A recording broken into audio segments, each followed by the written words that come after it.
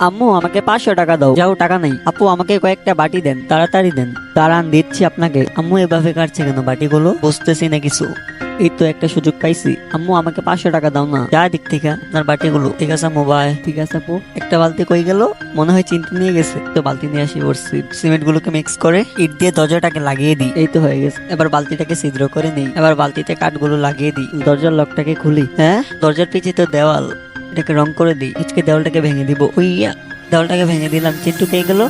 আম্মু দেখার আগে বের হতে পেরেছি। আবার আমাকে চিন্টু ধোকা দিয়ে বের হয়ে গেছে। এই তো চিন্টু। চিন্টু কই যাচ্ছে? চিন্টুর পিছে পিছে যাই। এটা আবার কই গেল? দেখো দাদু কি নিয়ে আসছি। কি এটা? ও এখানে আসছে চিন্টু। দাদু এটা হলো ওয়াশিং মেশিন, বুঝছো? ওয়াশিং মেশিন আমি কিভাবে চালাবো আমি দেখাচ্ছি। এটাকে খুলে এটার ভিতরে কাপড় দিয়ে দিব। এটার ভিতরে এখন সুইচটা চালু করে দিলাম। দেখো কিভাবে চলছে এটা। এখন বন্ধ করে দিব সুইচটা। দেখছো দাদু কিভাবে চালায় এটাকে? দেখো তোমার কাপড়গুলো শুকিয়ে গেছে। ধন্যবাদ এটাকে দেওয়ার জন্য।